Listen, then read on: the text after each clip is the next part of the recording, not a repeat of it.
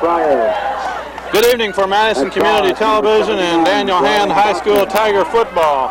This is Game 8 of the 1990 season from Strong Field in Madison, Connecticut on November 2nd. We have the coin flip in the middle of the field with the co-captains for Hand, Chris CLAUSSEN, number 34, and number 30, Jason FERNSTROM.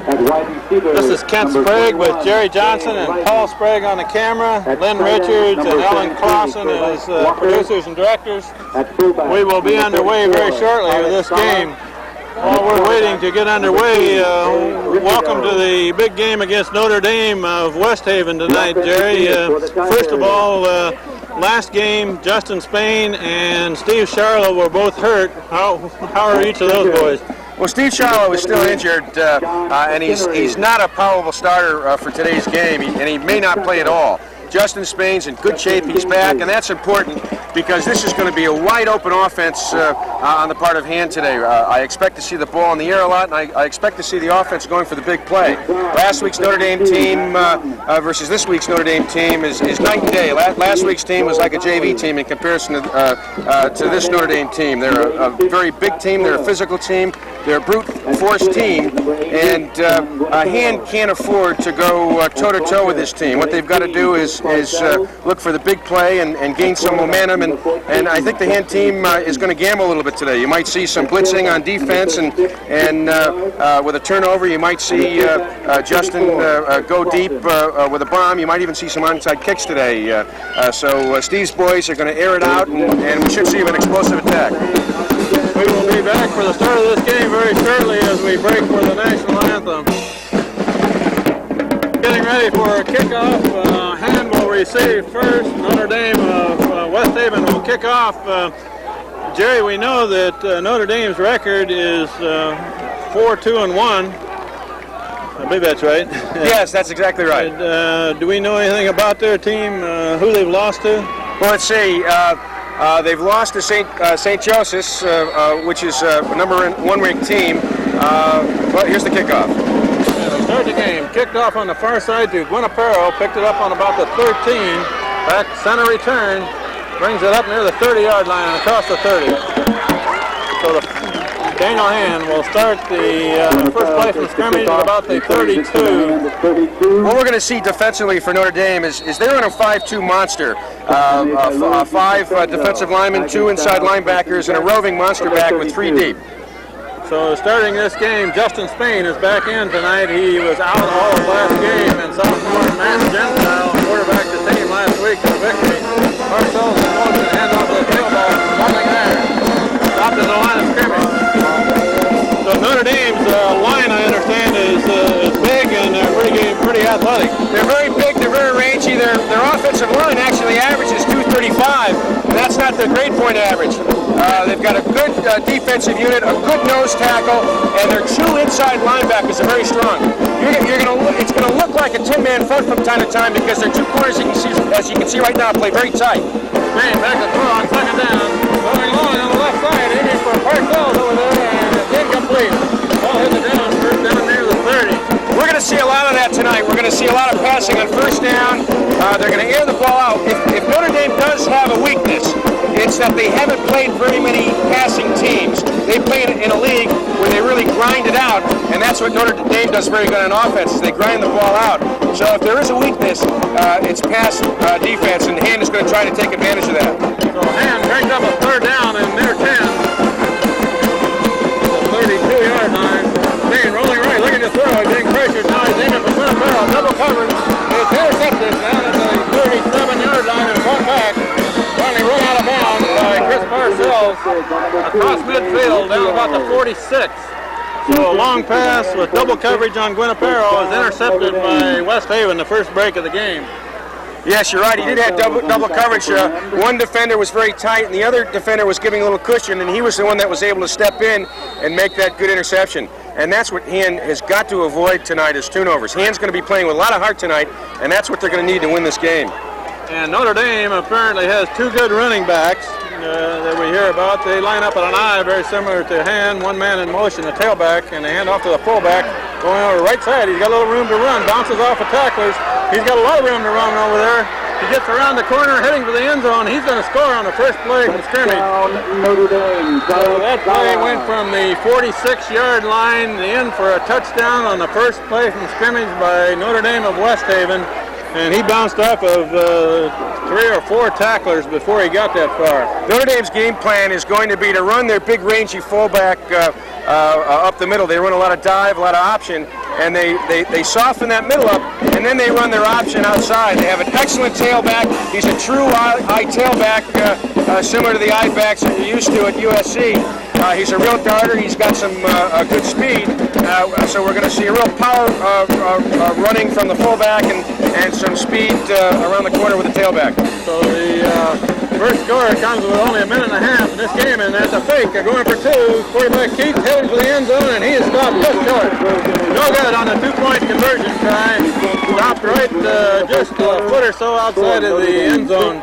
Did you see who made that tackle, Jerry, by any chance? No, I didn't, but you know, that save on the 2-point conversion is just enough to take the sting out of that off of that initial touchdown on their opening drive. It may be just enough to allow him to come back and make something happen. So Daniel Hand is trailing in this game 6-0 with 10:26 left, first quarter. A turnover on the first possession by Hand and an immediate score on a 46-yard run by the tailback for Notre Dame, and Hand will get the call back.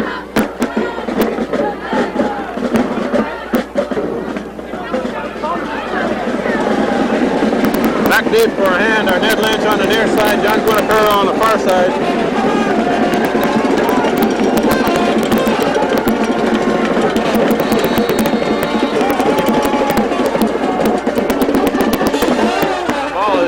Kick towards Guinapero, whistles blow as that kickoff is made. So I would think that someone was offsides on the kickoff team for Notre Dame. Offside Notre Dame, exactly right. So they will re-kick back at the 35. Foul against Notre Dame. One of the things we're going to see offensively is Hand is going to use some different formations and some motion to try to split the defense up.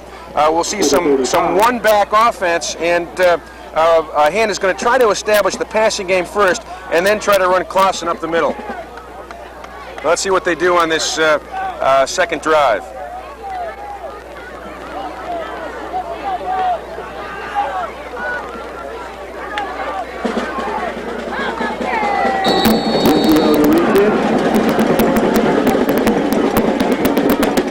Another kick to the far side, aiming for Guinapero. He feels it at about the 24. Bringing up the center again, and he's across the 35, about the 37. 24. So pretty good field position to start this possession. Jason McEachran on the tackle.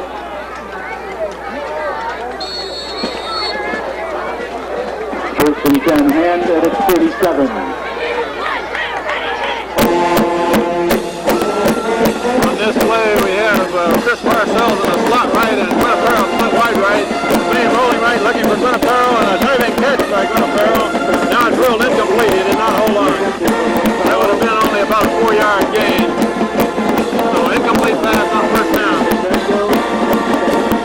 Just to go back to who Notre Dame has played, they have lost to St. Joseph Trumbull 20-0, and they lost 14-7 to West Haven.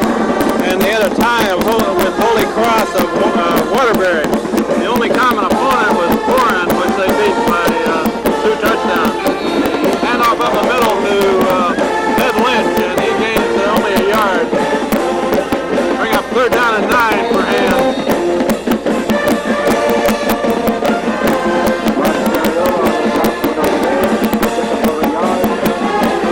John McHenry is the offensive center.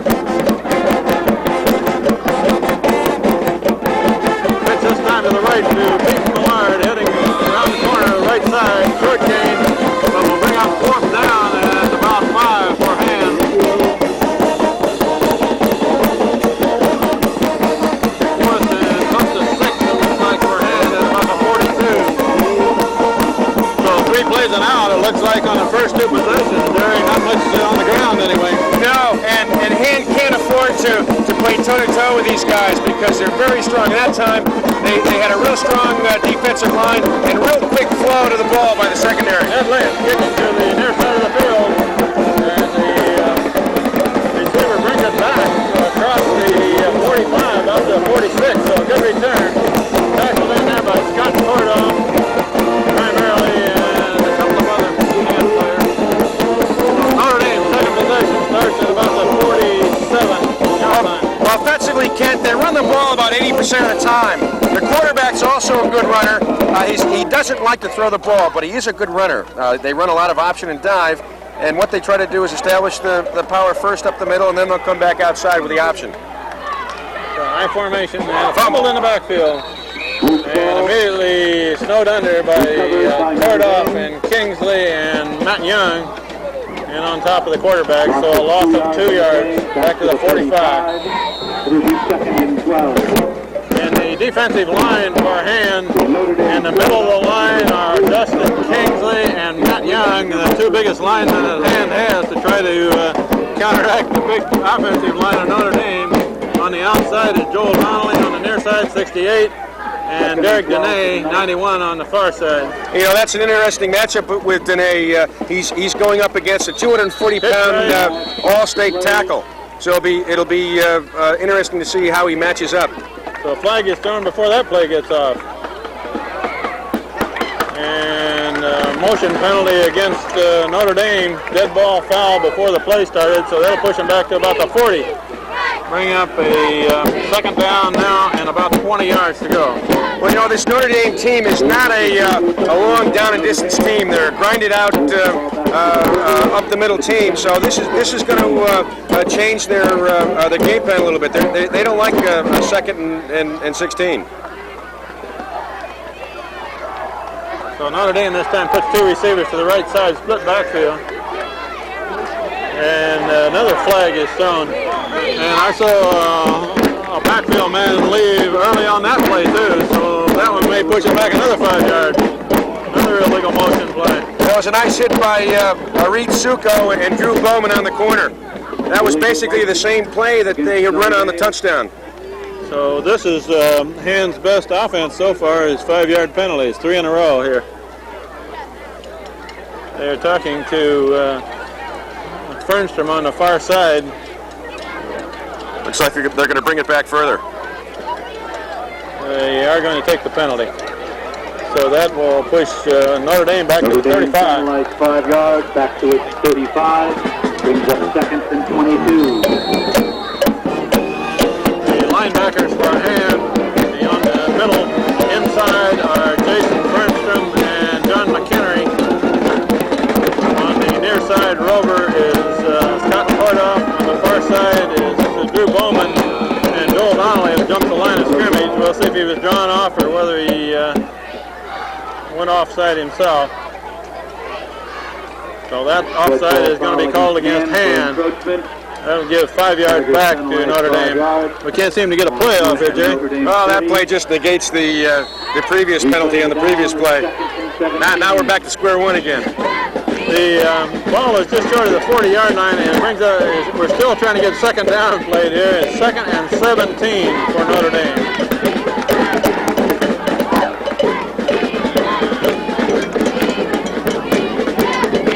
And a run to the right side of the right guard, right tackle, met by Drew Bowman, 16, and number 30, Jason FERNSTROM, stopped that play right near the line of scrimmage. Right at the line of scrimmage. That was a real good fill by Jason. He came up nice and low and took his pins right out from underneath him.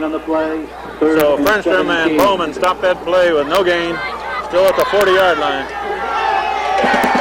We're at about 6.5 minutes left, first quarter. Notre Dame hit first with a big play and is leading 6-0. Quarterback rolling right, looking to throw. He's being chased over there by Dene. He gets by Dene and he comes back in the middle. And he's finally tackled by REID SUKO. And we'll see who comes off the bottom of that. to the Notre Dame 48. Well, that was good. Looked like Donnelly, Joel Donnelly was underneath that tackle. That was good pursuit by Dene. He forced it back in, forced the quarterback off that bootleg back into the flow, and it allowed the defense to catch up with him and make the stop and enable the fourth and 9. So they're going to have to punt. So it's 4th down and actually a little over 10 to go. So Notre Dame should punt. Back to receive the punt for a hand, or Ned Lynch on the near side and John Quinapero on the far side.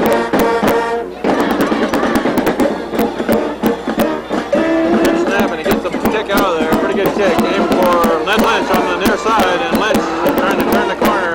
He gets back close to the 30, and that's all, and a late flag comes in. Returns it near the 30. There is a late flag. Flag was thrown after the tackle was made on Ned Lynch. And Notre Dame is pointing the other direction. They think it's against hand, which is a clip against hand. Well, that'll move him way back, Ken. So clipping on the return by Lynch will take hand deeper. Should take it down close to the 15-yard line.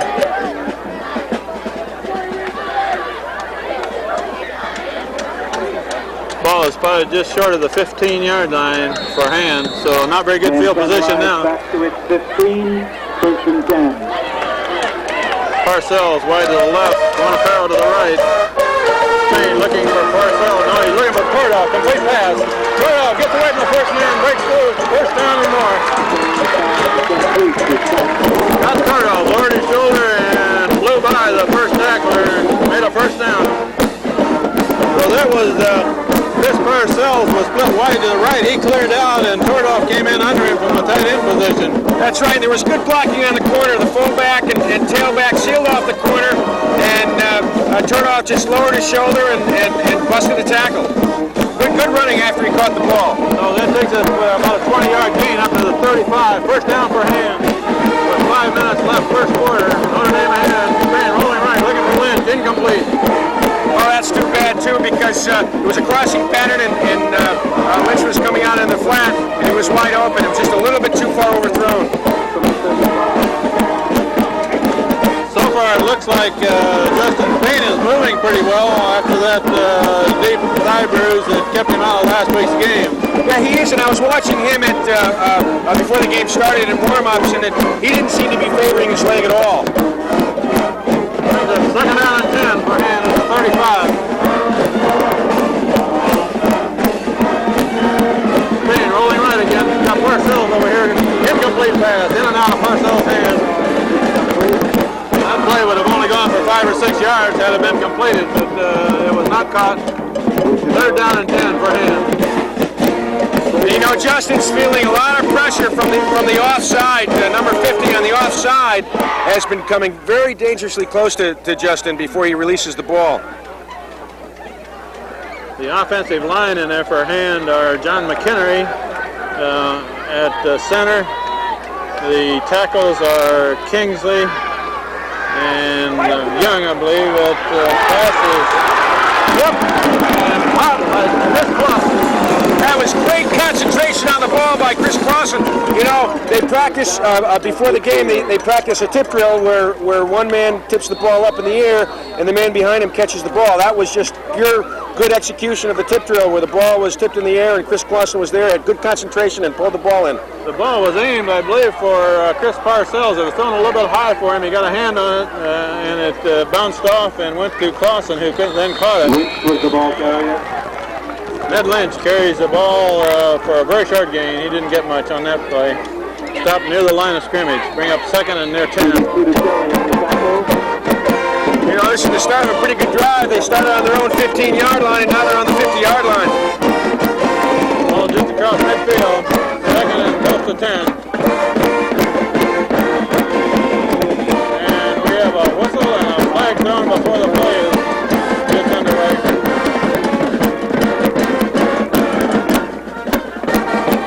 That looks like an offside against Notre Dame. So that'll bring up 2nd down and 5. That's a little bit closer. You know, their defensive lineman was probably lining up off sides, which is why it was a dead ball foul. Ball now down across the the 45. We're down to 4 minutes left first quarter. Notre Dame is still ahead 6-0. Now on 2nd and 5, I bet that Justin goes deep. Now he heads up to the first man through, which is Claussen. Claussen gains about 3, it looks like. Well, so much for what I think. That was good power running by Chris Claussen. That'll bring up 3rd down, long 1 to go.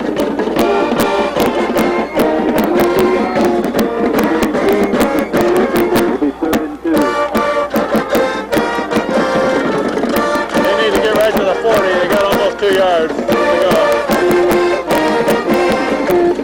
Now this time, looks like Lynch, who dives forward, looks like he should be there. Ned Lynch. The first down marker. Oh, they're going to mark it back a yard.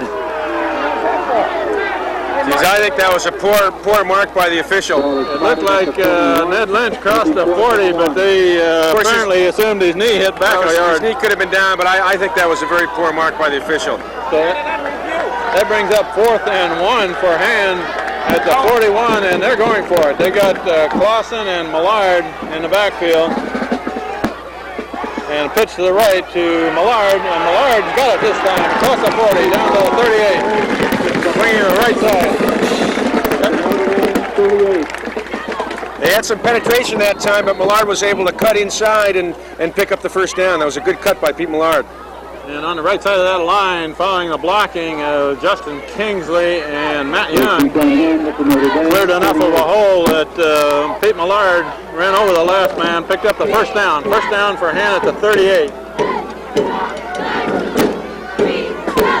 Bring this time to the right side to Ned Lynch, and he's got a little room to run. One man over there to stop him, but a gain of about 7 or 8 yards, it looks like. Gee, that was great blocking by Justin Kingsley and Matt Young. Justin kicked out the end, and Matt Young came in and gave a nice pop to the inside, which enabled Ned Lynch to spring it for 7. About 7-yard gain.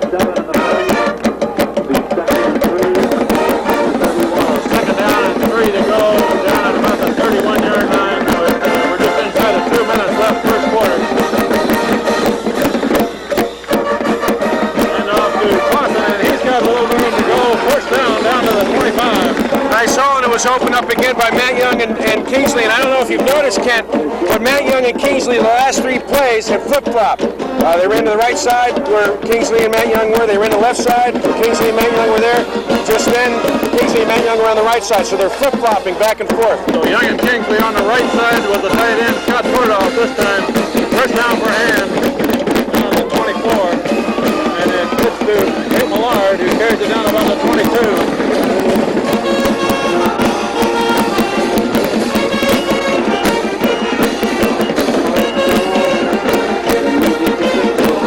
Our scouting report said that Hand was going to have a tough time going toe-to-toe with these guys.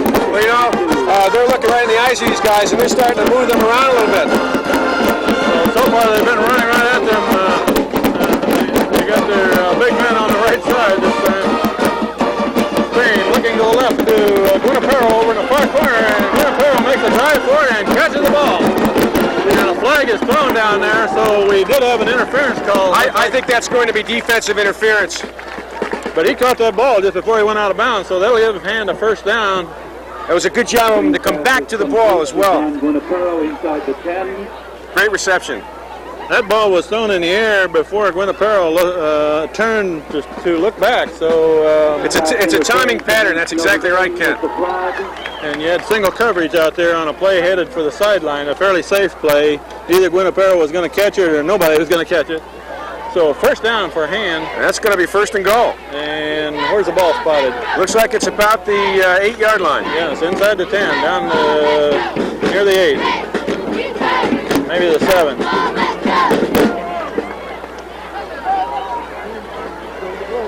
We're inside of a minute left first quarter. Exactly 48 seconds on the clock. From the 7. They put the ball down about the 7-yard line. First down for Hand. Their first scoring opportunity in this game. Guinapero to the left on this play. Power I formation with FERNSTROM also in the backfield to block, and it's handed off to Millard. Takes it inside the 5 to about the 4. Picked up about 4 yards. Good power running and power blocking on the right side of the line. So with CLAUSSEN and FERNSTROM both blocking ahead of Pete Millard, he takes it inside the 5 to near the 4.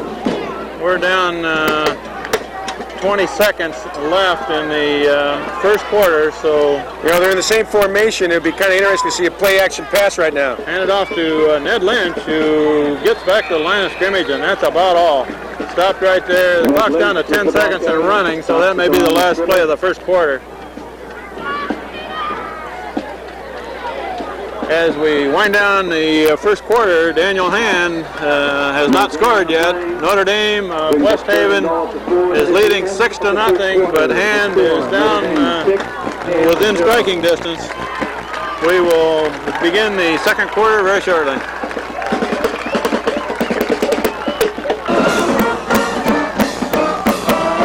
As we begin the second quarter of this game, Ned Lynch on the last carry was stacked up right at the line of scrimmage, so he did not make any gain at all. It'll bring up a 3rd down and goal at about the 4.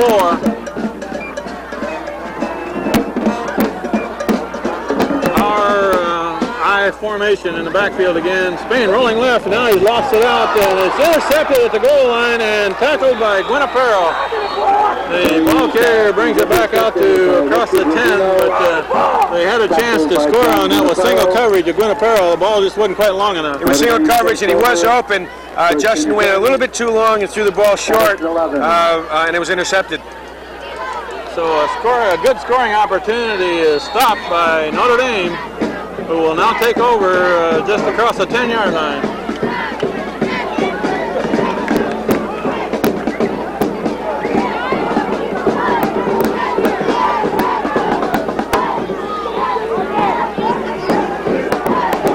Notre Dame has a man run off the field on the wrong side of the field, and they're going to get penalized for that. Stops the play.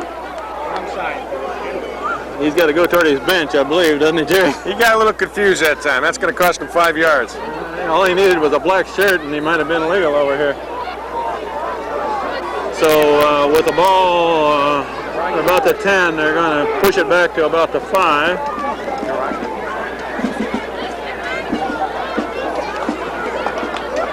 They call that illegal procedure. You know, their coach is on the field, and he's arguing the call because he's saying that they called a timeout on the field.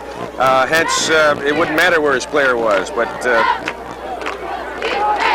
I didn't see a signal for a timeout. But they're not going to give it to him. They're not going to give it to him. And that's fine with us. So that pushes Notre Dame back to the 5. Penalized 5 yards.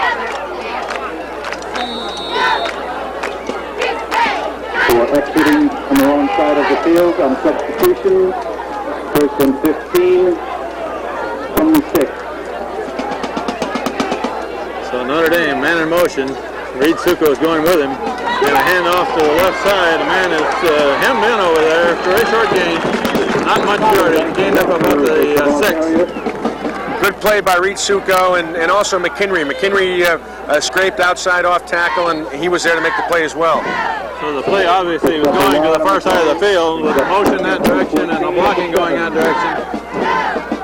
And it was stopped for about a yard gain.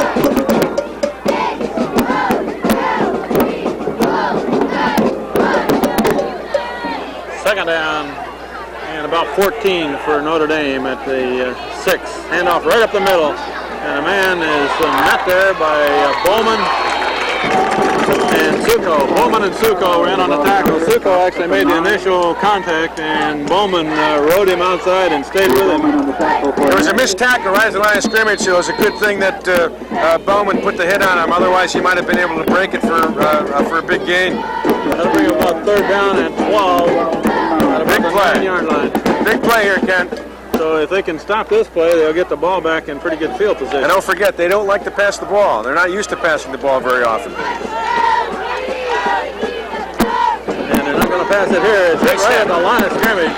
And that is number 68, Joel Donnelly, that had him right around the knees at the line of scrimmage. So 4th down and long coming up for Notre Dame. That was a good, low, hard, sure tackle by Joel Donnelly right at the line of scrimmage on a draw play up the middle.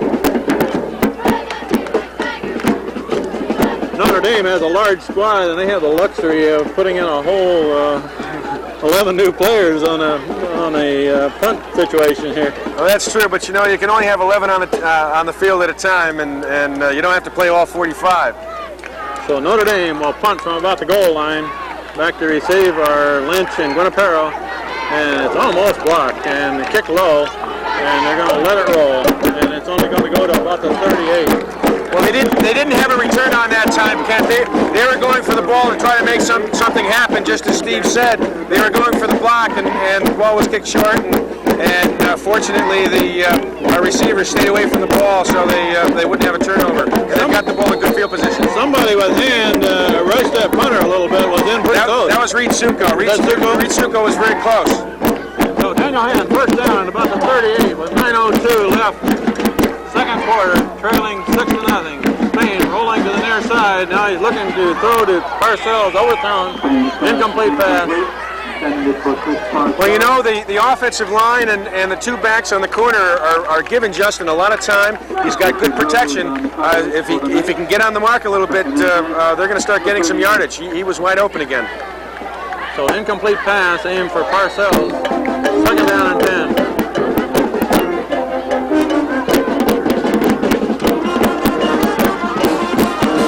Lynch in a tailback, Chris Claussen fullback, Justin Spain quarterbacking in.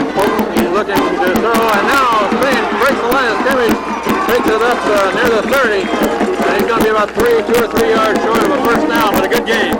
And that was a design sprint out on the part of the quarterback. That was run all the way, Ken. He cut it inside the tackle on the left side and made a good gain. Bring up third and about 3.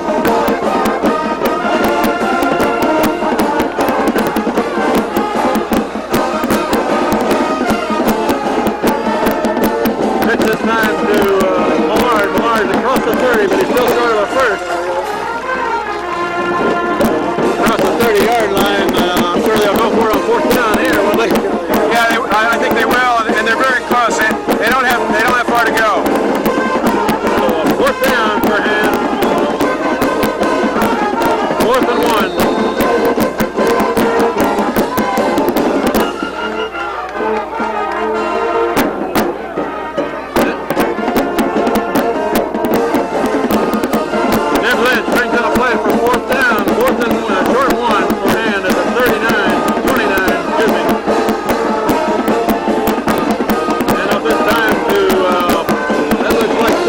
And he should have the first down. Well, if I had 4th down and 1, I think the guy I'd hand it off to is Chris Claussen as well. He's got some tremendous leg strength, and he was hit at the line of scrimmage, and that leg strength was just enough to give him the first down. The blocking over there in front of Claussen was, again, Kingsley, and Scott Tordoff was ahead of that, I saw, on the block. So, first down for Hand, down at that 27.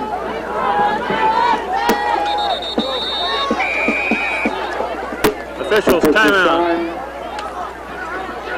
Looks like he can't get his watch to run.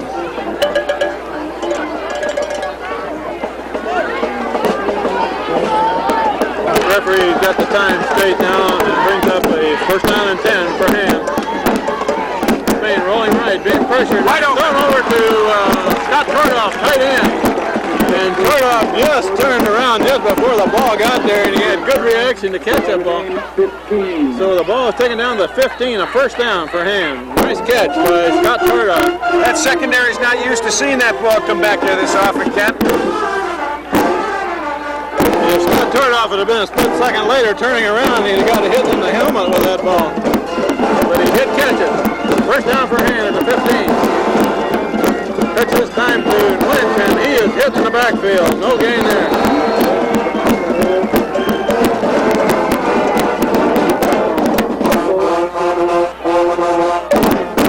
Well, he was stopped just short of the line of scrimmage, so no gain. Second down and a little over 10.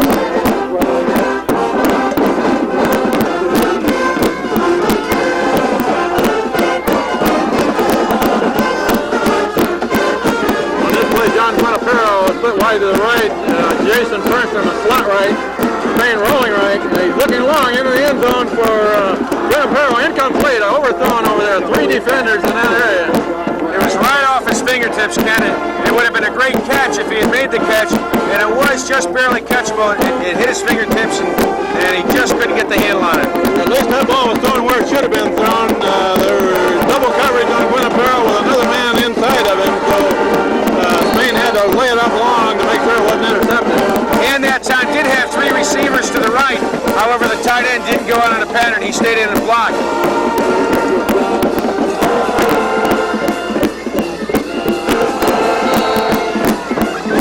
Third down and 10 for hand at the 15.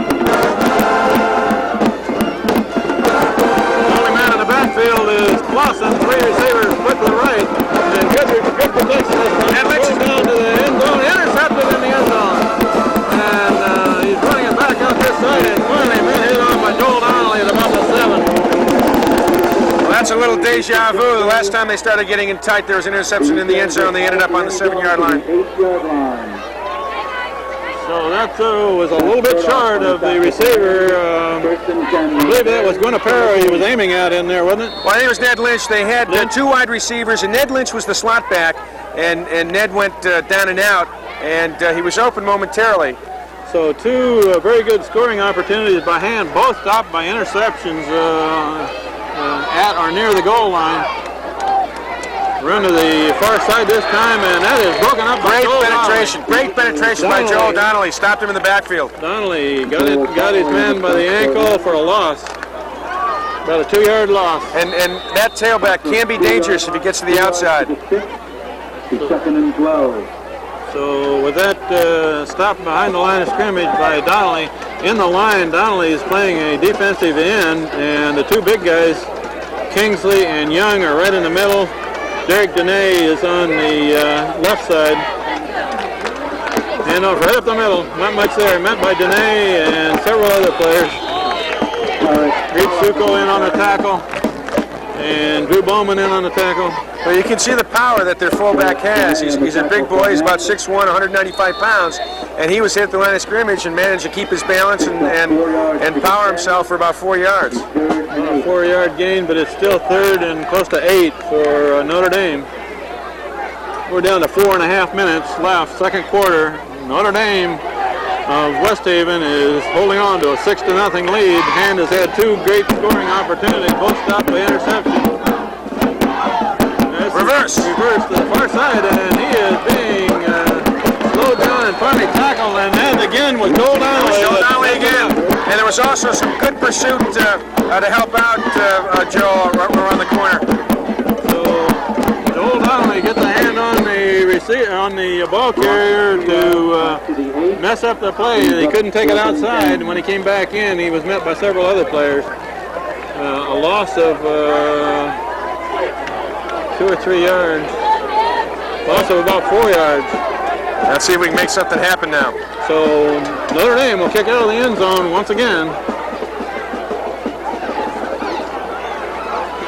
And Hand is going for the block, and it's fielded low by Guinapero, and he's over to the right, but he's inside the 30-yard line. Good field position for Hand. He got that near the ground and did not let it bounce, which is fortunate because it might have bounced another 10 yards or so. A low line drive kick. So Daniel Hand takes over the first down with 3.5 minutes left before halftime.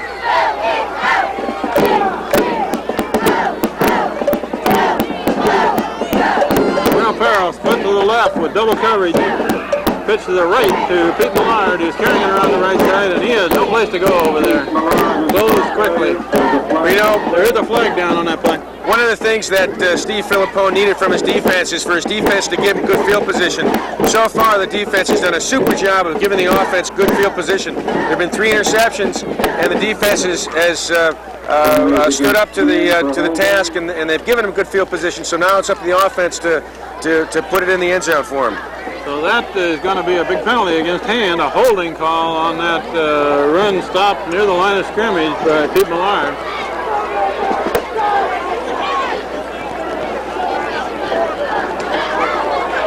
Ball taken back to about the 38. 10 yards back to the 38. Replay the down. 1st and 20. First down and 20 for Hand now at the 38. Spain rolling left, looking to throw, and he's got Montefiore hitting deep, and Montefiore is down there and catches the ball. Complete pass down the 5-yard line, 5-yard line. Great catch. And that was a very good pass. Played right over the defender, and Montefiore stretched out and caught it. He put it right where he had to for Montefiore to catch him. And you know, that's a good point about this offensive unit. They can put 50 yards down the field from any place on the field. So with 3 minutes left before halftime, Daniel Hand is again inside the 10. First down. Getting off to Pete Millard, who's wedging over right guard, right tackle, and he takes it to about the 5. That is all. Notre Dame comes out with the ball. But I believe it was called down. That was a power I formation where they're trying to power the ball up the middle, and they haven't had much success doing that. So a loss of maybe a yard on that play. And we take a short break, timeout for Notre Dame with second down and goal coming up for Hand at about the 6.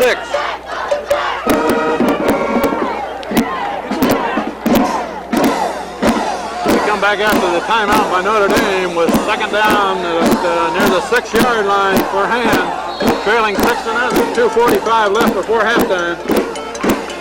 Pitch this time to the right to Ned Lynch, and Lynch has got a little room.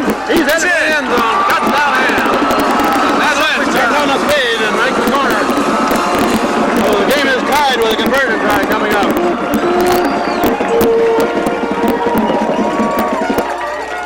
Lynch from the 5-yard run for the touchdown.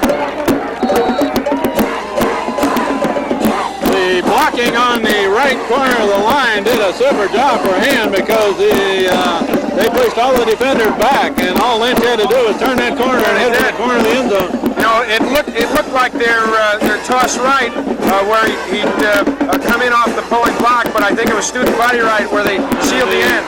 The kick for the extra point is blocked. Sean Lynch trying to kick the conversion try, and it's blocked. So the game remains tied 6-6 with 2:39 left before halftime.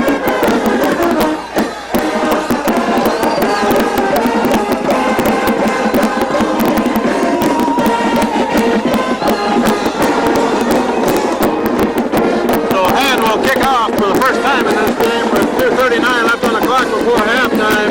And you know, Ken, one of the things that Steve said is he's going to try to make some things happen. I wonder if this is a time where he's going to try an onside kick. He mentioned that we might see an onside kick in this game. So Sean Lynch will do the kicking. We'll see what Hand does. They do have a... Now he kicks it away, kicks it to the far side, and it's a good kick, carrying down to the 5-yard line where it's dropped and picked up. And the return is to the right side, and now swinging left, and he's got some runner over there. Finally brought down on the far side, a good return. It's finally tackled by Matt Young at about the 35, so a good return. The return man was hemmed in, but popped it outside to the far side, and it looked like he had quite a ways to run. You know, sometimes on a kickoff return, when flow goes one way, and the defense breaks down their lanes and flows towards that running back, and he breaks it across the grain, they can really break it for a long run.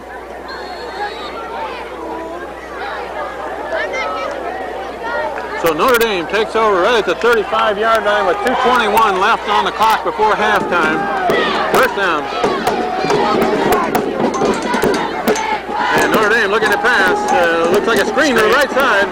Got a complete pass over there and a good gain. Gain clear down near the 45. Finally tackled over there by Chris Parcells and Jason FERNSTROM with a screen pass on the left sideline and a good gain by Notre Dame. FERNSTROM on the tackle for Hand. First and 10 Notre Dame at the Hand, 45. So that was a well-designed play over there with 3 blockers ahead of the receiver. We're inside of 2 minutes left before halftime. Notre Dame, a bit of a hurry-up offense, and man wide open on the near side, complete pass, and he cuts it back toward the center and is tackled by Drew Bowman. He was wide open. I don't know if the defensive coverage was man-to-man or zone, but there was a missed assignment, and I think it was on the part of Drew Bowman. I think that was Drew's man, whether it be zone or man coverage. That would have been Drew. So both FERNSTROM and Bowman had dropped off plenty deep, and the receiver underneath of it caught it for another first down for Notre Dame down about the 32. Quarterback rolling left this time, and he's got room to run over there. First man is blocked, and the quarterback keeps inside the 20-yard line. So that'll be another first down. You know, there's a lot of time left on that clock, Kent. So FERNSTROM finally runs it down over there and tackles the quarterback, but they're eating up yardage in big chunks here. Notre Dame at the hand, 17. And we still have a minute 10 left before halftime, and Notre Dame is inside the 20.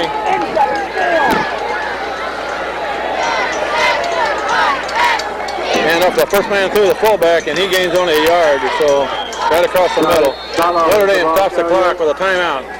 That tackle was made Notre Dame by number 74, Kingsley. That's a timeout for Notre Dame with 56 seconds left before halftime.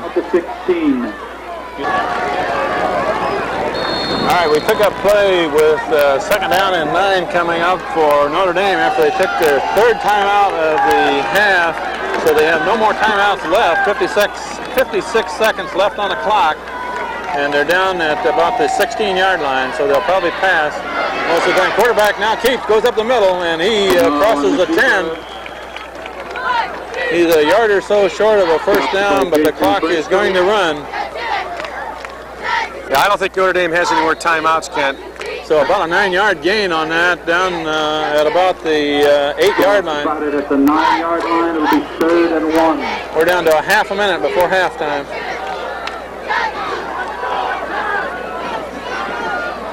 Quarterback pitching right and carrying right, and he's going to be tackled for Nice loss. stop.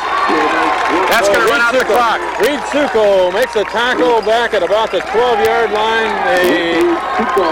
There are flags thrown, and the ball carrier spiked the ball in disgust after being tackled behind the line of scrimmage. So is that against the... It's against Notre Dame, but it almost helps Notre Dame because if that penalty didn't occur, the clock would have run out and they wouldn't have been able to get a playoff. But because of the penalty, even though they're going to be pushed back 15 yards, they're going to get another playoff. They should have a shot at the end zone here, but it is fourth down coming up. But with 13 seconds left on the clock, you're right, Jerry. That stopped the clock for them. That seems almost unfair. That's exactly right. To penalize. Without that penalty, the clock would have ran out. So Notre Dame is penalized back to 27. We do have a break in the action here. Time out of the half. I thought they were out of timeouts. We may have an exciting end to this first half. We have a 4th down and 20 to go for Notre Dame of West Haven at the 27-yard line with only 13 seconds left on the clock. And Notre Dame has now used all their timeouts. So this one they're going to look for the end zone. Receivers to the left. And they are throwing to the end zone, and it's intercepted by Chris PARCELLS, bringing it back up the middle. And finally tackled over at about the 25-yard line. So Daniel Hand stops Notre Dame. 2 seconds left on the clock. He sends it from the end zone out to the 24-yard line. Well, Hand's calling for timeout. With 2 seconds left on their own 25. They may see how far Justin Spain can throw this ball here. They might want to test his arm a little bit. That receiver was open in the end zone for a little bit, but the ball was sort of laid up, and PARCELLS had time to go over and cover it. He did look open, but there was such a long way for the ball to go. There were plenty of defenders there that could have made a move on the ball. And that's exactly what happened. So Daniel Hand took a timeout to either run out the clock or take a shot at a long one here. Jerry, what do you think they'll do? Well, if they wanted to run out the clock and go in 6-6, they wouldn't have called a timeout, I don't believe. So I think they want to do something here. Notre Dame will probably have about 9 men drop back. Yeah, they'll get some deep cushion, but these Tigers are capable of burning these guys from anywhere on the field. So they have a 4-man line, and everybody else is back in pass coverage. And they are going to run to the near side with Ned Lynch. And Lynch gets around 2 men, and a 3rd man finally gets him at the 40-yard line to run out the first half of this game. So a good game by Ned Lynch. Well, that's what they did. They knew that Notre Dame was going to put some deep cushion on. Ned's got some good speed. They had a toss left, hoping that Ned might have been able to make the corner and go all the way. So we're going to go in at halftime, 6-6. Well-played game. Notre Dame hitting on a turnover and a quick long strike, a 45-46-yard run on their first play from scrimmage. Since then, Hand has held them pretty well on defense. Their defense has been playing really well, and that's what they need. They need the defense to give them some good field position, and the offense has got to get cranked up a little bit. Last week, Hand's offense really only ran 3 different running plays and about 2 different pass plays, and primarily because they didn't have to. But also because the Notre Dame coaching staff was in the end zone taking some notes, and the coaching staff of Hand didn't want to allude to some of their formations and some of the wide open offense that they're capable of. And I think in the second half we're going to see Hand's offense really open up. Actually, Hand, this score could be quite a bit different. Hand had 2 scoring opportunities That's inside right. the 5 and intercepted both times. So we are 6-6 at the halftime. And we do have a special halftime show coming up. We'll bring it back to you very shortly. Back for halftime, and this is kind of a special night here. It's Madison Youth Football Night. We have 4 youth divisions in the league. The president of the league is Bob Davis. We're playing teams from Amity, from Cheshire down to Amity, all the way to Old Saybrook. We're going to see four youth teams tonight. The first one is a youth division, ages 9 through 11. The coaches are Jerry Johnson, well, that's a name that sounds familiar, assisted by John Richards and Tom Ashby. These kids, there are 33 kids on this particular team, and about 28 of these kids are first-year players, and a lot of that has to do with the support of Steve Filippone and the Madison High coaching staff. Steve was very instrumental and very helpful in helping to get a lot of these young athletes out here. They're learning discipline, team play, they're sacrificing their time, learning how to come back from adversity, setting goals and attaining goals, and they're really learning more than just football. They're really learning the game of life, and they're going to be ahead of everybody down the road from their football experience. What we're seeing right now is the junior division, ages 11 to 13. This is the A team with head coach Martin Cunningham, assisted by Terry Roberts, Pete McLaughlin. This is the senior team that's coming out now, ages 12 to 14. Mike Teagues is the head coach, assisted by Tom Gumkowski and Jim Elting. The team will be defending its championship for the 3rd year in a row on Sunday against Cheshire. Both junior teams have made it to the playoffs, and the senior team is going to be defending its championship for the 3rd year in a row this Sunday against Cheshire, at Cheshire at 5 o'clock.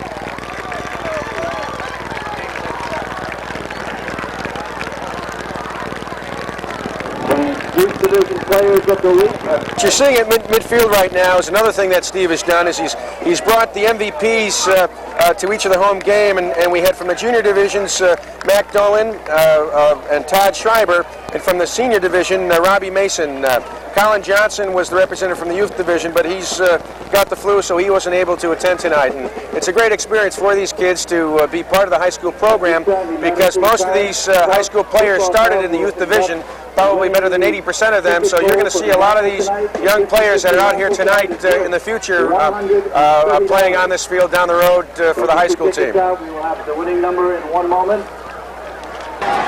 We are getting near time to start the second half. This is Kent Sprague along with Jerry Johnson, Paul Sprague, Lynn Richards, Ellen Claussen. The ceremony at the halftime with the youth football, the future of Daniel Hand football. You must be proud to be a coach of that, Jerry. Oh, they're great kids, and they're really learning a lot about football. I just wanted to mention that there was one team that didn't come on the field, and that's the other junior team, the B team. Dave Johnson's the head coach, assisted by Bob Suzio, Fernando Mesa, George Becker, Bill Sharkey, and they're also in the playoffs to boot. So we're about ready to begin play second half. Tied 6-6. Daniel Hand will kick off to Notre Dame of West Haven to start the second half of this game. We're teed up, and Sean Lynch is about ready to kick off. He hits it high on the far side, caught it about the 7-yard line, and brought back near the middle, and now the ball carrier is swinging to the right. He is hemmed in over here, finally tackled by Pete Millard. down at the 27-yard line. Pete Millard and John Lundberg in on the tackle. And that was great contained by both Millard and Lundberg so that the running back wasn't able to catch the corner and go down the sideline. We have a winner. So the first play from scrimmage in the second half coming up with Notre Dame, West Haven in control of the ball to start the second half. This game is tied 6-6, but Daniel Hand has actually outplayed Notre Dame to this point. They don't have the points to show it, but they've been playing great football in this first half. The corner option play to the right, and it is cut down by number 30, FERNSTROM, who came up from the inside linebacking position and stopped the play for about a 2-yard gain. What they were showing was option. The quarterback that time kept it, but he could have pitched it out to the tailback. What they like to do is soften up the middle with their big fullback and come back with the option on the corners. So they give the ball carrier to the quarterback, keeper about a 3-yard gain up to the 30, just across the 30-yard line. We're early in the third quarter. The score is tied 6-6.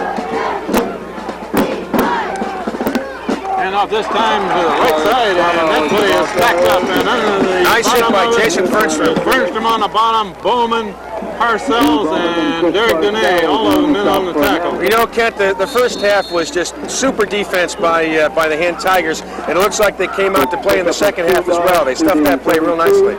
So that will bring up third down and about 6 to go.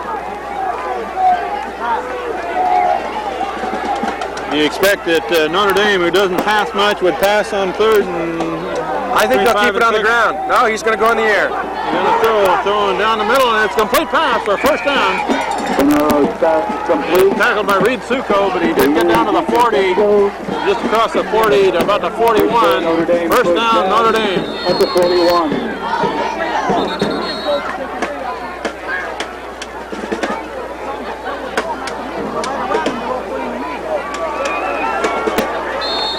So Notre Dame picks up the first down on third and close to 6.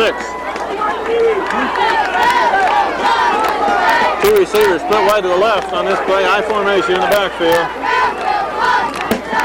Quarterback rolling right, option play, pitch to the tailback, and tipped up by FERNSTROM again. FERNSTROM got his man by the ankle, and he went forward for another yard or so. Their tailback is a real darter, and he's very elusive. You've got to hem him in, otherwise he's going to be able to bust one. So the play carries to about the 43, only about a yard gain on that one. 3rd and 9 from the 43.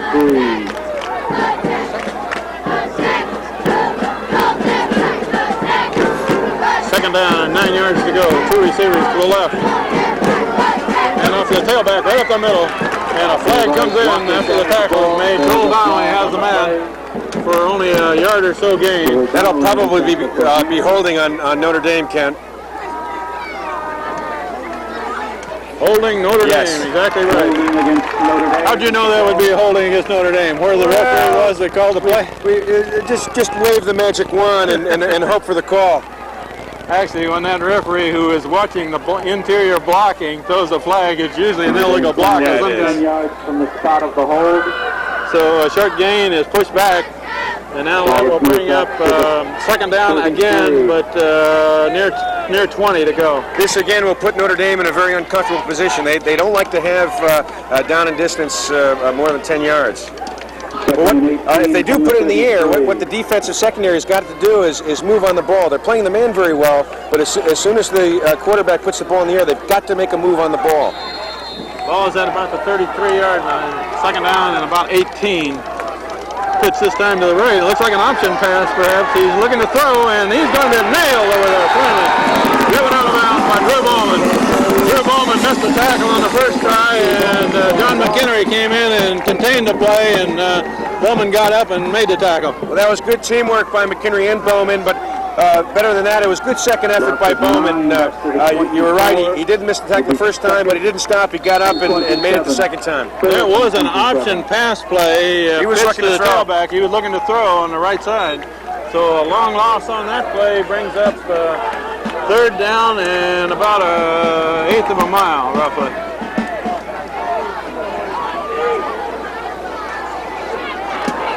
An Option play to the left, and the man has got a little room to run, and he is run down by Reed SUKO, who pursued the play very well. That was a good play. That was a good play. Turnoff turned it in, and Reed SUKO made a good fast break on the ball and was able to make the tackle. If Reed SUKO hadn't made the tackle, he would have gone a long way. That will bring up a 4th down and long for Notre Dame at the 29-yard line, so Hand should get the ball back. Pretty good position. Connecticut plate 401 FUU. Notre Dame has 3 blockers in front of the punter. Good snap. They've got a return on, Kent. Kicked out low, and it's going to bounce. And now Ned Lynch backs off, and the ball takes a good roll for Notre Dame inside the 34. Well, that's too bad, Kent. They had a return on where they had a wall to the near side of the field, and if he could have gotten the ball around to that wall, he might have been able to break one. I just heard Hand's assistant coach, who was down the line from us, yelling rather loud, "Pick up the ball!" Yeah, well, that's exactly right, because what he saw was that wall was set up, and if he could have picked up the ball, he might have been able to make it to the wall and break it for a big one. So 1st down for Hand at about the 34, with 8 minutes left in the 3rd quarter. Tie game 6-6. Pitch to Ned Lynch on the left side. Not much room to run. He carries it forward for 3 or 4 yards. So run out of bounds on the near side. Well, you know that first opening play for Hand's offense was the same play that they left on in the first half, where Ned was able to bust it for a big gain. So Lynch's quickness gained him over 3 yards on a play that didn't look like it had a chance to go anywhere. Pitch again to the near side with Pete Millard, and he's got a little bit of blocking room. Very close to 1st down. Matt Young and Justin Kingsley were leading the blocking here. I noticed that Young blocked toward the inside and Kingsley kicked out and made a little hole. And that's a very familiar play to this team. They ran that play about a dozen times last week, and I've seen it about a half a dozen times already tonight. It's close enough to measure, so the referees will bring a change across the field.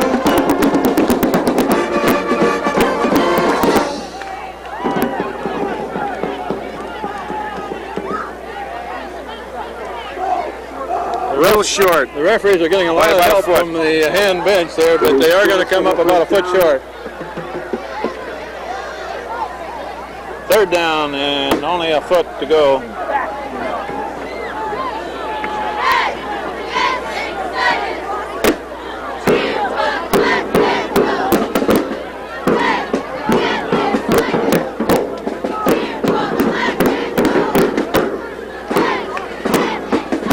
Well, this is a big play, Kent. 1st down here is going to give this team some real momentum in the second half. They're probably going to power it up the middle, but they've got to get this 1st down and get some things cranked up. Ball's at about the 43. It needs to go near the 44.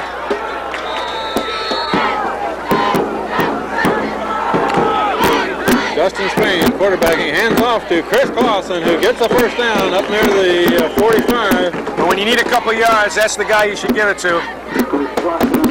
So Chris Claussen got up a good head of steam and just plowed right into the line and pushed forward for a 1st down. Good for a Hand 1st down at the 45. 1st down Hand.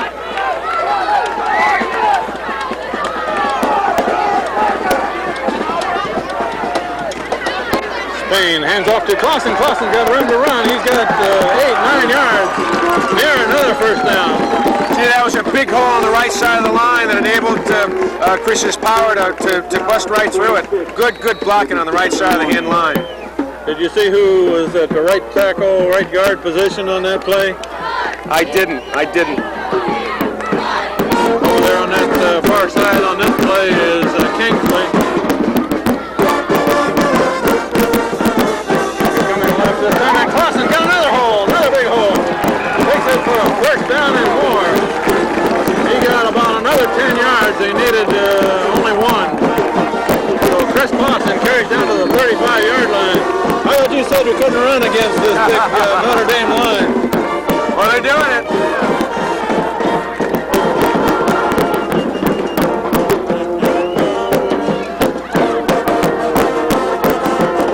They're running again with Pete Millard, and Millard goes over the top for a yard or 2, and that's all.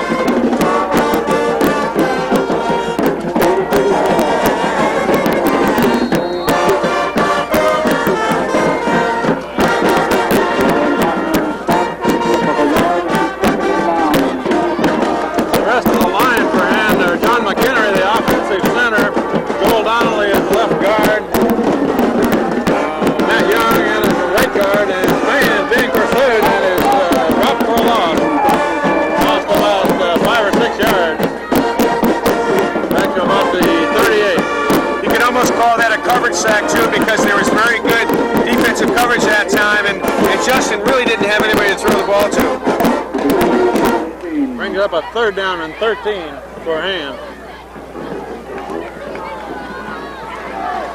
With Steve CIARLO out of the line, it looks like they've got Matt Young playing one guard position on the left side with Donnelly on the other. He's looking to throw long, and he's looking for Guinapero out here, off his hands, incomplete. Very difficult ball to catch, but nothing surprises us too much if Guinapero can get a hand on it. We've seen him catch some very tough ones. That will bring up 4th down and long for Hand.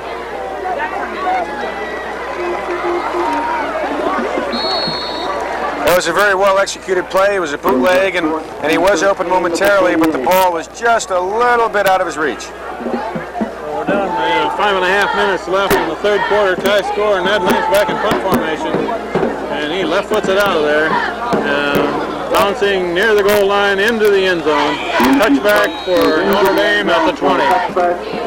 Notre Dame will start 1st and 10 from its point. Mention that the long snapper for Hand, who has done a good job tonight, is Brian Burrell, number 80, who snaps for punts and placements, conversion tries. Notre Dame looking to throw, and they've got a screen set up on the left side, and it's a complete pass, and got a good gain going. Finally brought down from behind by Hand. That's Derek Dene, who finally made a tackle, but a 1st down for Notre Dame back to the 33. That was a very deceptive screen pass because they had 2 wide receivers running crossing pattern to the right, and they only had one blocker out in front of the tailback to the left. John McHenry smelled out that screen, but he was blocked over on the far side, so they did get by him. 1st down for Notre Dame. Looking to throw again to the right side. Got a man over here. Incomplete pass, in and out of his hands at the 40.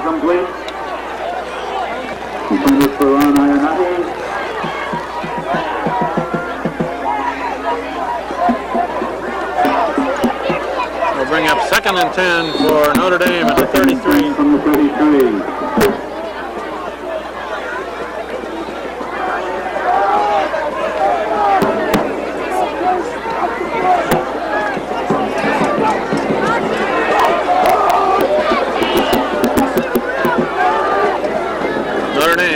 Receiver split wide to the right. The ball is fumbled on a snap and covered by Notre Dame with Derek Dene right there if the ball has bounced away from him.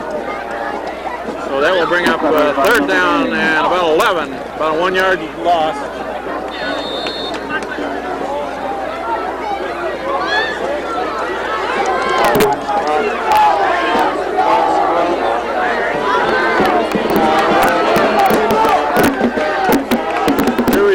Notre Dame to the right side, 3rd and 11.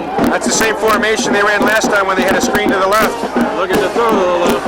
And now the quarterback keeps and is heading up the middle. He gets by several man people and he's up there, a 1st down.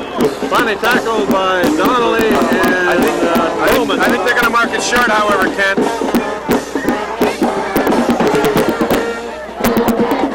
He should have been stopped about 7 yards back. There were an awful lot of arm tackles that time. That was a little bit sloppy on the tackling because the quarterback got by a number of hand players. They are going to measure, but from our viewpoint, looking pretty much down the line of scrimmage here, it looks like they may be a yard short. Not a yard, 2 inches. This brings up an interesting play, Jerry. 4th down, but only a couple of inches to go. Well, I think they have an awful lot of confidence in their line. I think they're going to go for it, Ken. The ball is at the 42. So if they do not make this, Hand would be in very good field position. They're coming out, lined up to go for it. This may be a sucker play to draw them offside. We'll see. And the quarterback sneak. And he did not gain very much. It stopped right at the line of scrimmage, but of course he didn't need much. Really depends where they mark the ball.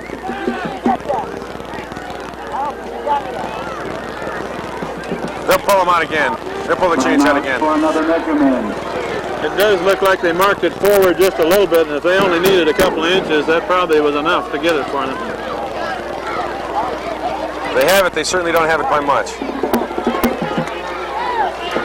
It is a first down for Notre Dame.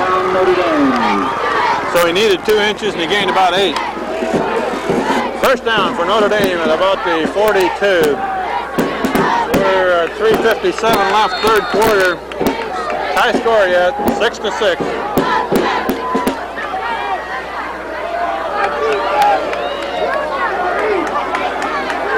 Notre Dame with 2 receivers to the near side of the field. I formation, quarterback option this play, and Derek Donnelly had a hold of him, but he could not bring him down. Carries forward, finally tackled by Matt Young and Reed SUKO. And Justin Kingsley also from his nose guard position. Justin Kingsley on the tackle. So Derek Donnelly did not have a very good angle, but he did get one hand on the ball carrier, but then he carried forward for about 5-yard gain. Ball's about the 48.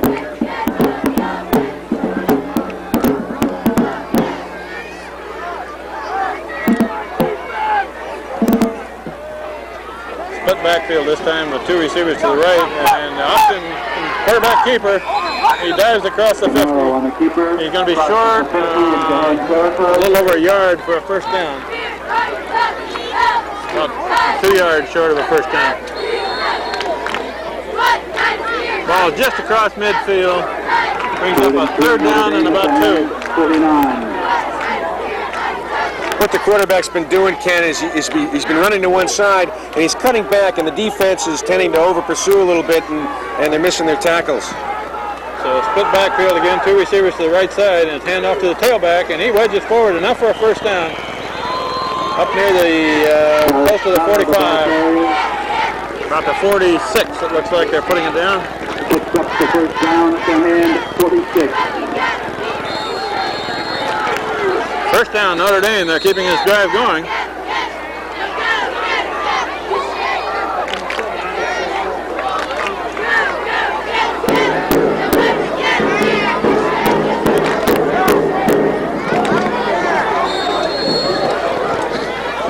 This is really the first true drive that Notre Dame has had thus far, Kent. They really haven't put together a complete drive yet. The defense has been able to bend a little bit, but they haven't broken yet. Quarterback straight back, looking to throw this time. Got good protection. Finally, he throws over to the right side, and Joel Donnelly is in on the quarterback. Scott Tordoff was right over there with the receivers. Well, you know, you can only go to the well so often. That time they were setting up the screen again, and Scott Tordoff smelled it out, came through and busted through the line, busted through the blocking, and created some confusion, so he wasn't able to catch the ball. So incomplete pass, second down and 10 for Notre Dame at the 46.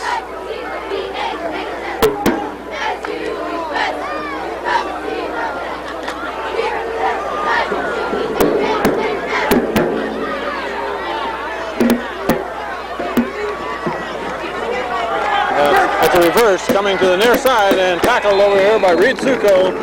Reed SUKO and Drew Bowman underneath with a gain of about 4 or 5 yards. SUKO and Bowman combined for the top. We'll bring up third down and close to 6. Big play coming up now, Ken. This is a big play. If they get this first down now, it's going to give them an awful lot of momentum. This is where the defense has really got to dig in and stop this. They can't over-pursue. So we're down to a minute and a half left in the third quarter. Third down, big play coming up for Hand to try to stop. Quarterback keeps, and he's going to the left, and now he's got room to run, and he's got a very near first down again. Finally tackled by SUKO. That's what happened again, Kent. The quarterback was cutting back to the inside. The defense was over-pursuing, and that was just enough for him to get close enough to be very close to a first down. So it looks like he's a foot and a half, 2 feet short of a first down, but now they're down to the 37. So that's probably close enough to go for if they go for it. Quarterback without question. Across the 50. We're inside of a minute left, third quarter. Now it's fourth down stuff play. And he went over the top. Dive across the top to the 35, so that'll give Notre Dame a first down. Chris Parcells gets off the bottom. But the ball carrier took it right over the top. And the defensive line really dug in tough, and they weren't pushed back at all. But the ball carrier was able to go over the line, which was enough for the first down. He went right over left guard area. I saw Jason FERNSTROM shoot the gap on the near side, but that's not where the ball carrier went. So he was not able to meet him. Another option play, quarterback keep this time, and brought down by the ankles by FERNSTROM and finished off by Drew Bowman. So good pursuit of the quarterback that time, swinging to the right, and the quarterback comes up limping for Notre Dame, gain of about a yard. We're down, that should be the last play of the third quarter. The clock's down to 5 seconds and running. That is the end of the third quarter. So the third quarter runs out with Daniel Hand and Notre Dame of West Haven tied 6-6.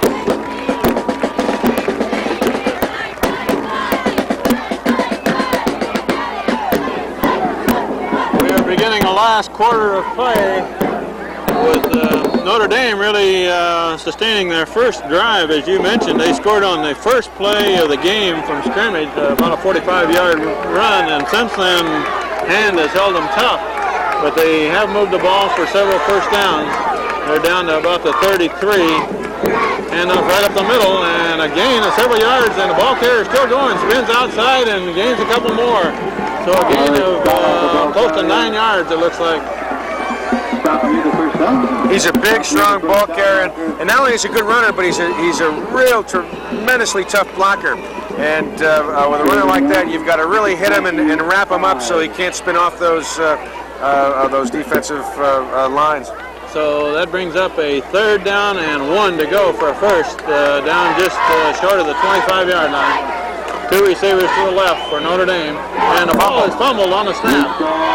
Quarterback looked like he fell on it, but that'll bring up another fourth down. They so far have succeeded in picking up the fourth downs when they needed them.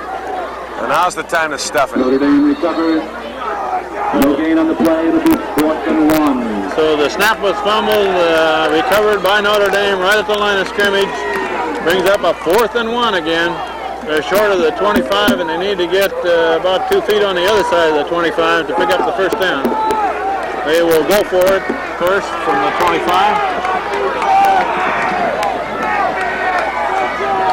Man in motion for Notre Dame. And off. Oh, nice job, nice job. What they did is they blitzed McHenry. I noticed all 3 coaches sending in the play. They blitzed McHenry, and he was able to stuff it in the backfield. John McHenry went right over the top and met the ball carrier behind the line of scrimmage. So Daniel Hand stops the drive, takes over on 4th down. Excellent defensive play. And gets the ball back at about the 26-yard line with 10:28 left. 4th quarter, tie game. Pitch this time to the right to MILLIARD, and he crosses the 25, and that's all. That was good blocking on the corner, but it was tremendous pursuit by number 44, and he was able to come up and make the stop. No gain. Stopped right at the line of scrimmage.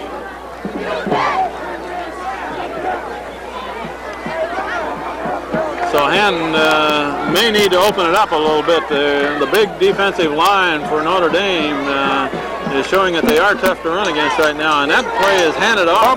Fumble on the ground. Looks like it's Notre Dame's ball. Notre Dame recovers the fumble. Chris CLAUSSEN was stopped cold at the line of scrimmage. One man tackled him, one knocked the ball loose. I don't think he really ever got the ball. They had some penetration that hit Chris right as the quarterback handed off the ball. I really don't think he had possession of the ball. So Notre Dame takes over to 24 with 9:45 left in the 4th quarter. Notre Dame in good position. That turnover gives them a ball inside the 25 with a first down. Quarterback option to the right, and the quarterback has room to run. Finally, Guinapero brings him down inside the 10-yard line. First down for Notre Dame and goal. As soon as the quarterback sees daylight, he loves to cut back across the grain.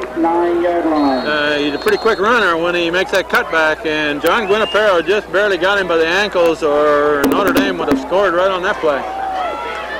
First and goal at about the 8-yard line.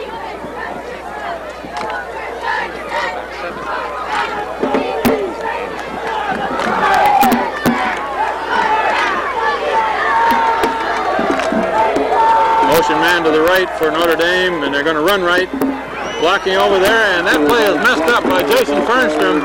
Stopped by Jason FERNSTROM. FERNSTROM got in Notre Dame's backfield and cut the legs off from under the ball carrier. No gain. No gain. Stopped right at the line of scrimmage. Actually a loss of close to a yard. This is where the defense has really got to dig in and get tough. They can't allow a score right here. So Jason FERNSTROM stops that play for a yard loss. Brings up second down and goal for Notre Dame at the 9-yard line. Quarterback option again. Quarterback going to keep it. He's inside the 5-yard line, about the 3. Finally run down over there by Chris Parcells and REID SUKO, but a good gain. About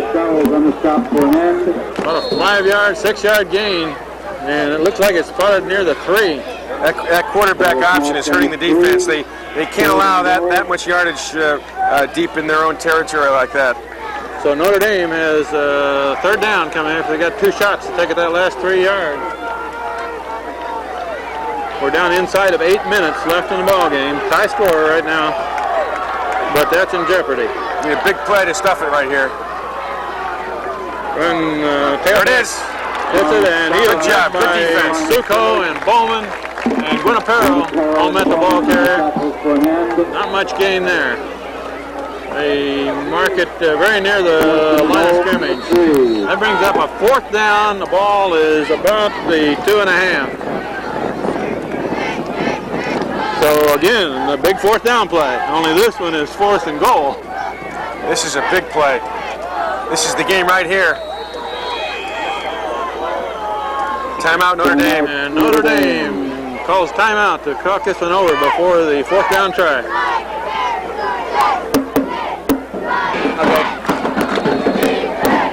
All right, this is the biggest play of the game to this point. With 7:13 left on the clock, 4th quarter, tie score, 4th down and about 3 for Notre Dame of West Haven, and they've got a full house backfield this time. Power running formation, they're going for it. Bootlegging to the left, headed to the end zone, and he's going to get in. Touchdown for Notre Dame. He's met over there by Scott Tordoff and REID SUKO, but not until he got it into the end zone. What they did is they had flow with all 3 backs going to the right, and the quarterback bootlegged around the left-hand side. And what they did is they got the defensive flow going to that other side, and there was a big gap. So Notre Dame put on a long march there, but they had to make a 4th down on at least 3 occasions that I can remember to keep their drive going. Of course, what really did it was the turnover. If you recall, Han was able to stop on a 4th down, and they turned over the ball on the ensuing play, and that turnover really is what gave them that touchdown. So with 7:07 left on the clock, Notre Dame is taking the lead 12-6, and they're going for 2 on the conversion try. They had 12 men on the field. And they pitched back and fumbled and recovered by hand. Conversion try is no good. It's 12-6. You know, there wasn't a flag, Kent, but number 85 was leaving the field, and the ball was snapped when he was 5 yards from the sideline. He never even got off the field. And I noticed that the man down on the field for Notre Dame is their quarterback, who's getting up slowly. So Notre Dame has scored and taken the lead 12-6 with 7:07 left in this ball game, and we'll be back for that last 7 minutes very shortly. Notre Dame will kick off to hand with 7:07 left on the clock after their second touchdown on a 4th down and 3 to take the lead 12-6.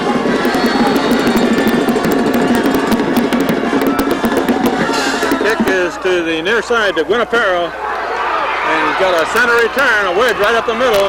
He's busted! He busted! He's going to go! Guinapero may take it all the way. He's out in front.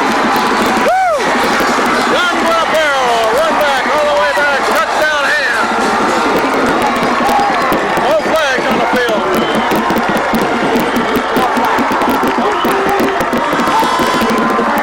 Well, if that doesn't pump you up, I don't know what will, Kent. You were right. They had a middle wedge. Guinapero brought it right up the middle and then busted out to the left-hand side when everything got bottled up in the middle, broke it out into the corner, and went all the way down the sideline for the score. So John Guinapero run back, and that ties the score. Hand has not been successful on a very high percentage of the conversion tries here. We're going to wave our magic wand this time. This one's going to be good. So Sean Lynch, sophomore Sean Lynch, will try the conversion to put hand ahead. Snap it down, and kick it up, and it looks good. Tigers out in front. We do have a flag down in the end zone. A flag is thrown in the end zone. Well, you know, if it's against Notre Dame, it'll move the ball halfway to the goal line. They might want to go for the conversion. That penalty is against Notre Dame. So they're going to take the point. So Hand will take the points and take the lead, 13-12, with 6:54 left on the clock. I didn't say what the penalty was against you. They had 12 men on the field again, but this time the refs finally caught it. So sophomore Sean Lynch, pretty cool on that one. He kicked it right through it.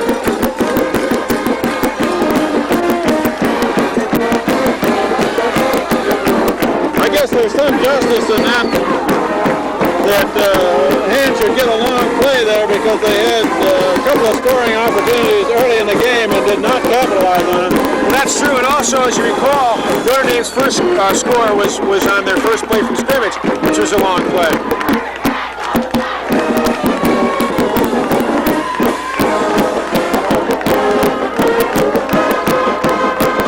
Will kick off. Sean Lynch kick off on the kick coverage of number 84, Mike Yudachuk, number 7, Matt Gentile, number 5, John Lundberg, and the rest of them are pretty much starters.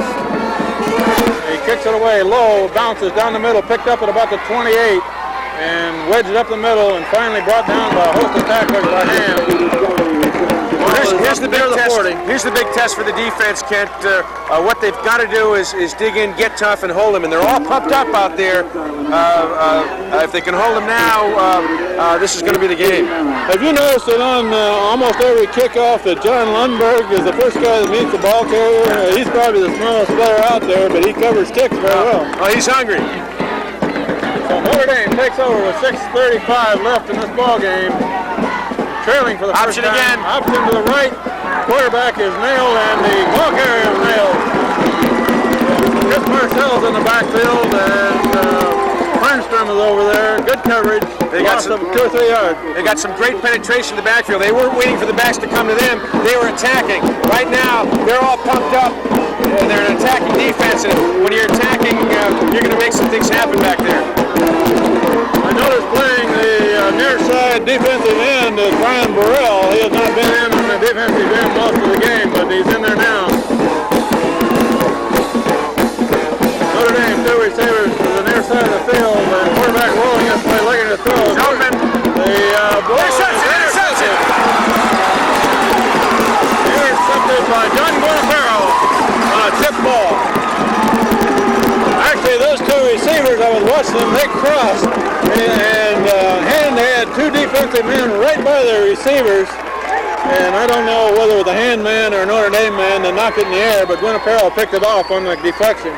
Well, you know, the 2 receivers were just standing there, and the quarterback didn't throw the ball, and there were 3 Hand defenders right there just waiting for it. So that was an excellent defensive play by Hand by several people. Hand takes over at the 48-yard line with 5:35 left in the ball game. Chris CLAUSSEN wedges up the middle. He gets about a yard gain, and that's all.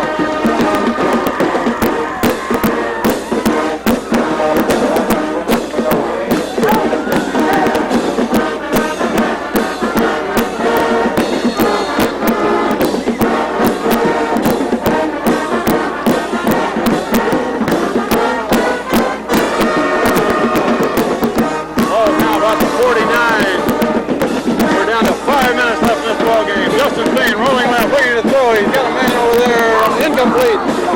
Going a little bit behind Scott Tordoff, tight end.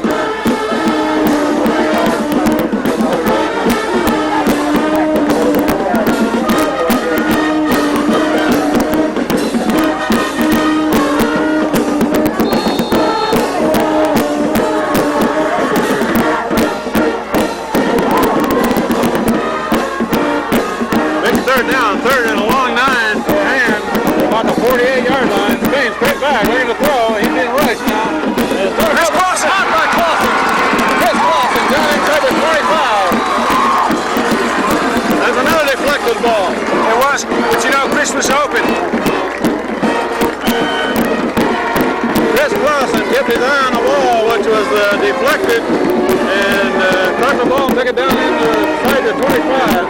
And I don't think Notre Dame expected that because I don't think Chris is coming out of the backfield on a fly pattern very often, Ken. First down for Hand, about the 24. This time pitched to LYNCH on the right side, and he wedges forward for a yard or so. There is a flag down. Flag was thrown in Hand's backfield. Chris CLAUSSEN on that last play, Kent, came limping off the field. I hope he's okay.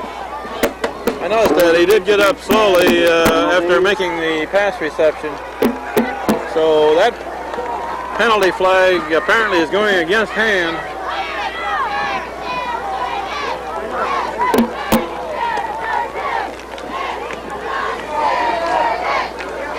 The line of scrimmage is about the 24, but Hand will be pushed back.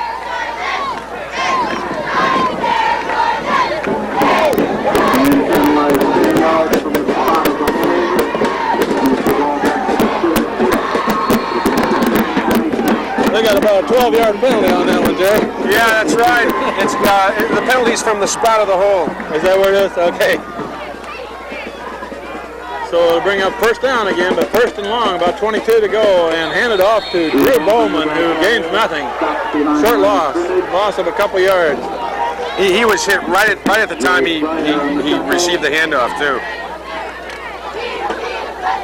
So Hand is having trouble gaining yardage here, except for the one big pass play. But the clock is running, and it's inside of 4 minutes.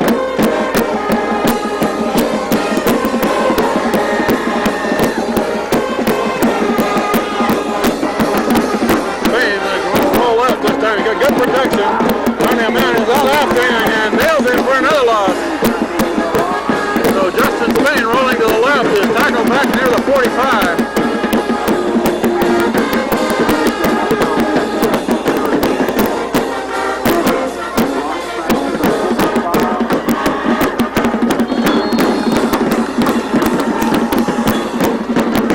That's going to bring up a third down and over 30 yards to go. The clock is still ticking, but 3 minutes is still a lot of time.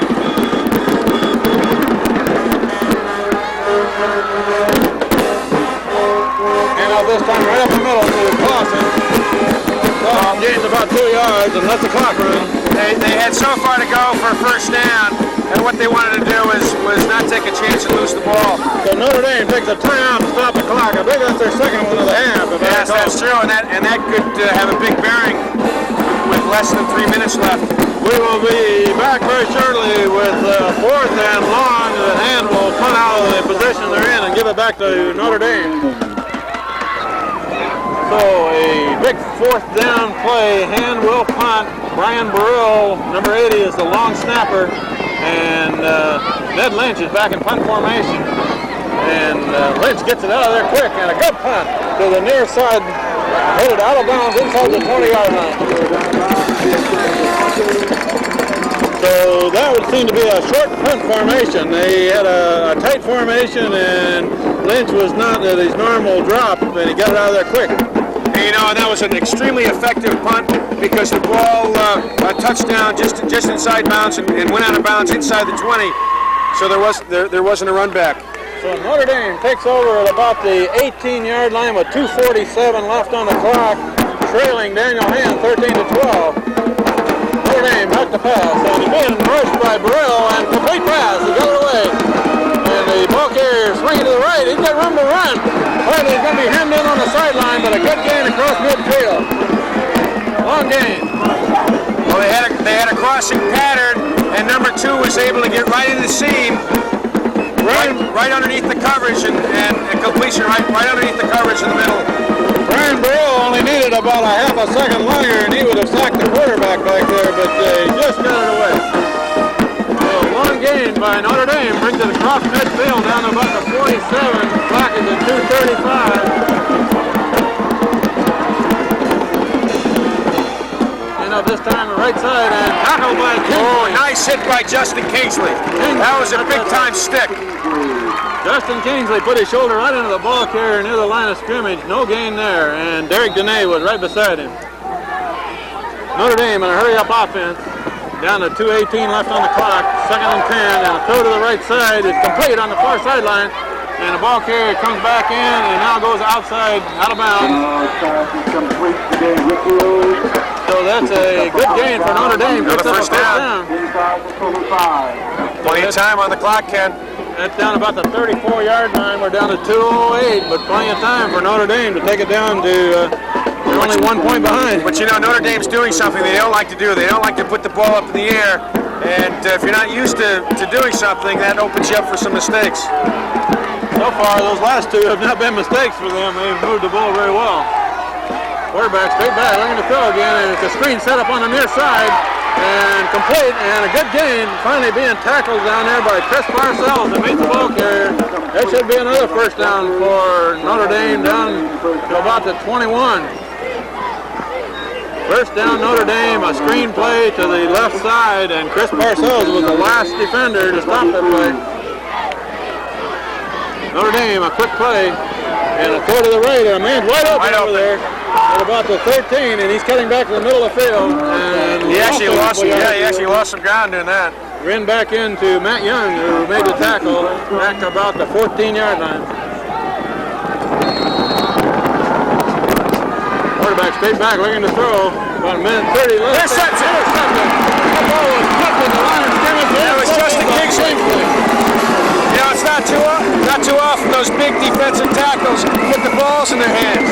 That's pretty exciting. I didn't see who tipped the ball. It may have been Derek Dene right beside Kingsley, and then Kingsley, with good alertness, watched the ball right into his hand. So Daniel Hand will take over the ball at the 15-yard line with 1:31 left on the clock. And with only one timeout, that should be enough to run the clock out. That was a big play. So Notre Dame was getting down to where they could have at least put a field goal tie. And that's the mistake I was talking about, Kent. They're not used to doing a lot of passing.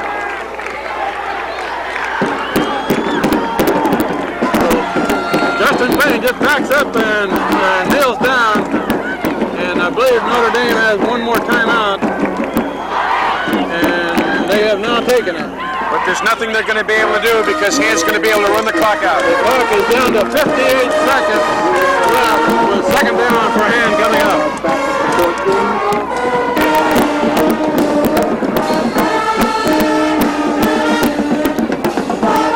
That should be Notre Dame's last timeout. Hand has it at about the 12-yard line, but Justin Spain will just kneel down with the ball.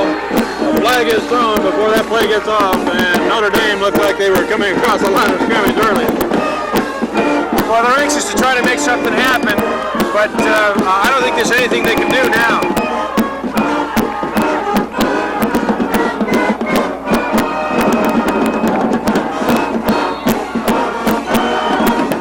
As soon as that ball snapped, the clock's just going to start to run.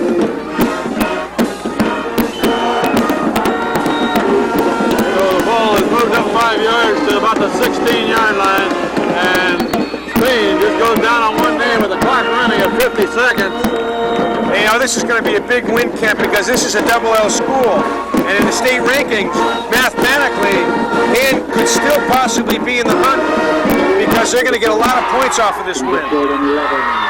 So the clock is running, and I believe they'll have to snap it one more time, won't they, Jerry? Yeah, they'll be able to snap it one more time, and then that'll run the clock out. We are at 30 seconds and running. Brings up third down, so Hand has 2 more tries here. And they will take a delay of game penalty. 22 seconds left.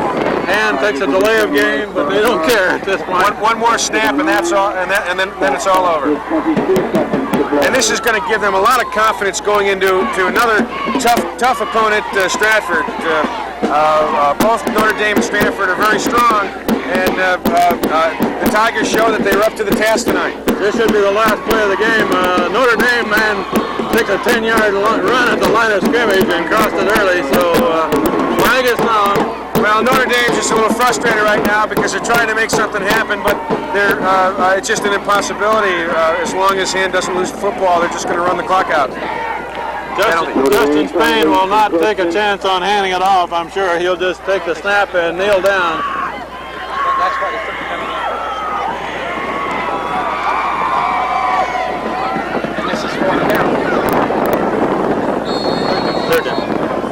third down coming up. The ball moved back to the 14-yard line.